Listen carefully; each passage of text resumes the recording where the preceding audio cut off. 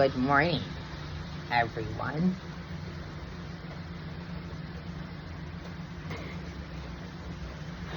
Sorry, I'm having a lot of really weird thoughts.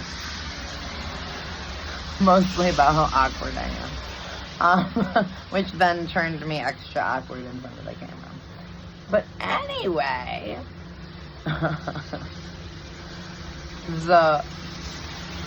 I was writing my daily prayer, and I was just really working through my thoughts and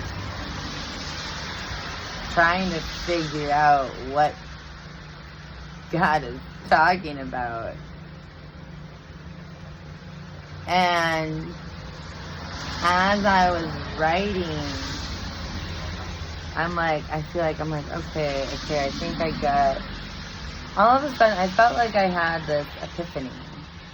I got to the end, and I was writing, and while I write, I'm trying to think to make sure it makes sense, and it's biblically sound, and as I'm writing, I'm cross-referencing in my brain different Bible verses and different Bible concepts and different Bible ideas to make sure that my prayer is biblical.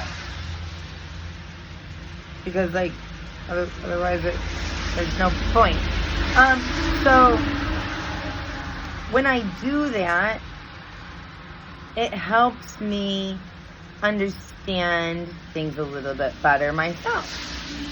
Because I'm talking to God and I'm telling Him things that I want to happen, but I'm making sure they line up with His ideas and with His thoughts and what He wants to happen too. Because I know He's good, and I know He's loving, and I know He's just, and I know because I have all the evidence I need, So, but the part that gave me the epiphany was the ending. And I wrote, help me be wise with my words, because I tend to word vomit, especially, I don't know how that got on my arm. Now I feel very Doctor Who, okay, I'll figure that out later. Put a pin in that thought. So, I know I tend to word vomit, especially if I feel like something's illogical, added with, not just illogical, because I can keep illogical in. I make fun of illogical in my head, or maybe it's not make fun of. I analyze, and I try to figure out, and then when it doesn't make sense, then I just laugh, because there's nothing else you can do. But I analyze illogic all the time. But when illogic is added to repetitious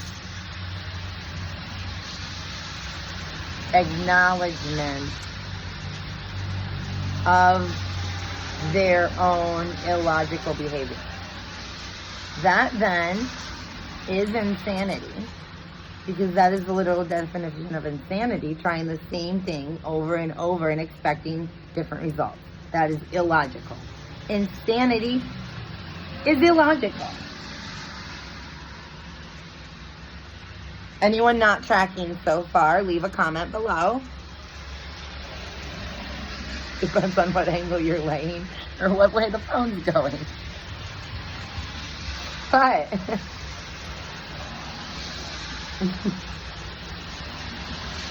so then when those two things are added together, and I know this person,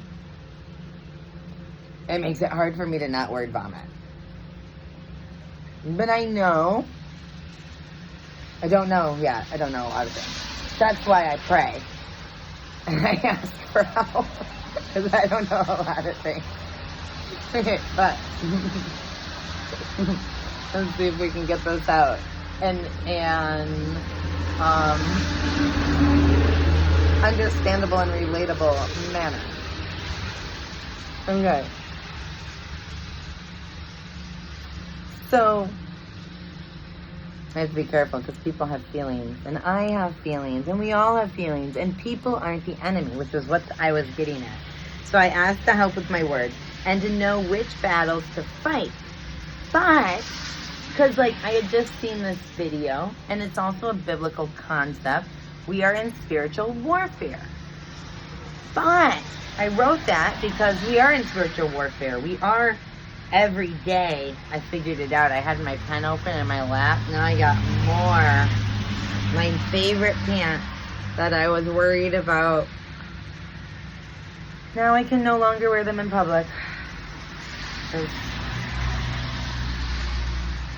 I'm clumsy and I'm me. But we'll cry about that later, because that actually does make me really sad, because I don't have very many clothes I actually like, and it's really hard for me to find clothes I like. But we'll put a pin in that feeling. Okay, and get back to focus. So I wanted to know which battles to fight, because I realized my friend Shayna, she told me this idea. Think about Lord of the Rings. Everyone has their own job. God made us for our own purpose. And Frodo and Bilbo and Legolas and Gimli, you know, Holder and Helper and Arrow and Axe, like they all have different functions, different jobs, different skill sets, different times when they are needed, different times when they are useful, different times when they have to wait.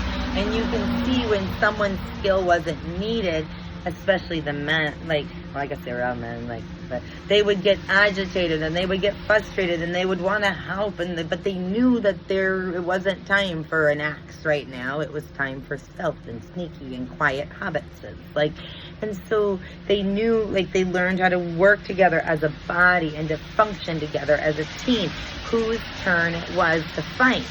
So then I wrote, you know, help me know which fight is mine, because I don't want to be fighting other people's fight if it's my turn to wait, if it's my turn, you know, to recharge, if it's my turn to take my time with the Lord to get because like iron sharpens iron, but we have to go to Jesus for energy. We have to go to the source of light for light. Like, we can't just create our own light.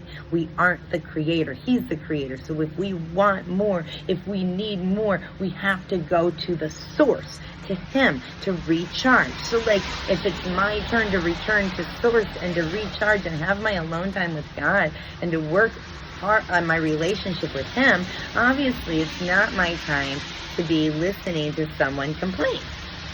There's a time and a place to listen to that, but there's a time and a place not to. And so I wanted to learn that. But then I doubted myself, as I do, and I said, wait a second.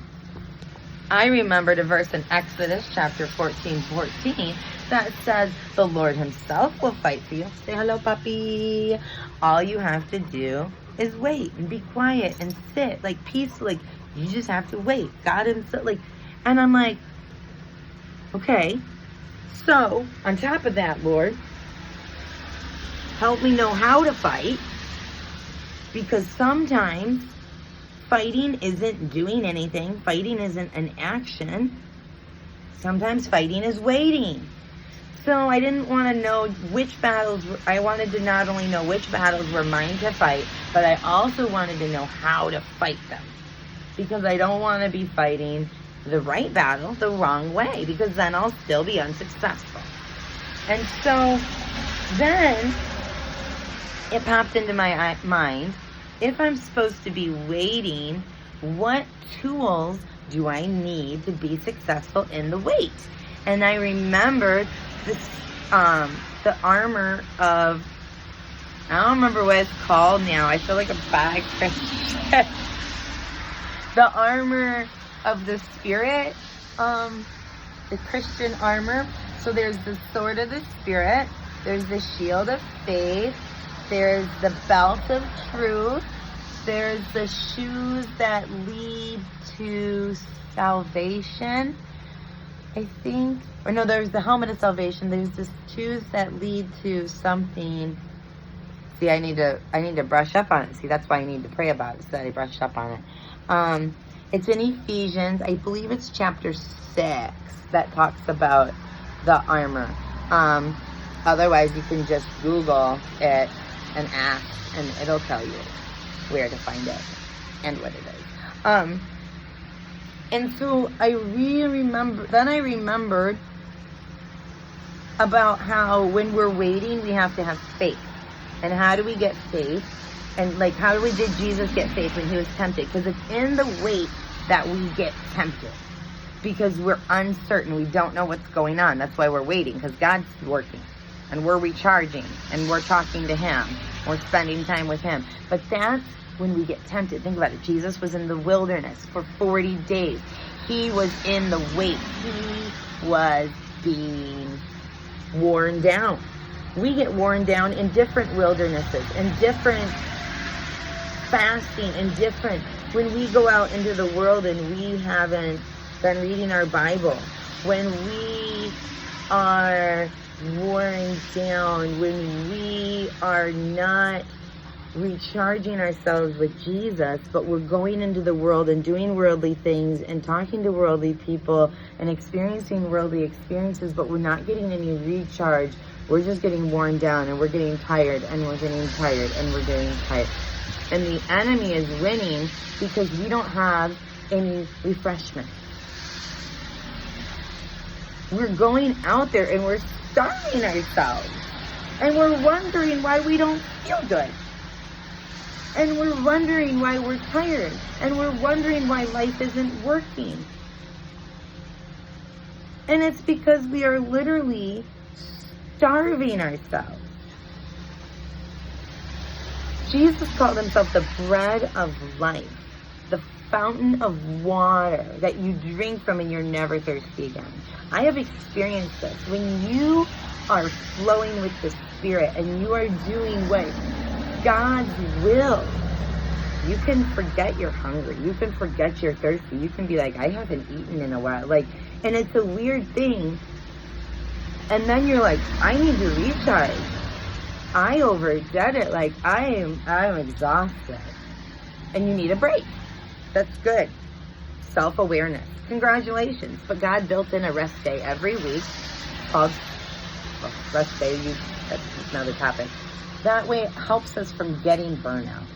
It's one of the ways that God built into the week to help us from getting burnout, to help us from getting that bad. But when we do, we have to be self-aware and recognize it. We're starving ourselves. We're hungry. The Spirit inside of us, the Holy Spirit that lives inside of us, is hungry for the Father. It needs an energy recharge. It needs some truth. It needs some fellowship. It needs some love. It needs some genuine joy and attention. And you get that at a church that is led by the Spirit. And you get that by a church that is acting biblically, that is teaching the Bible, that is helping you understand these difficult concepts. You get faith for the trials of the world through people who speak truth into your life. But if you never go to those people, if you never go to those places, if you never read the book, if you never go to the God, you're never going to get recharged. And you're gonna just keep being great.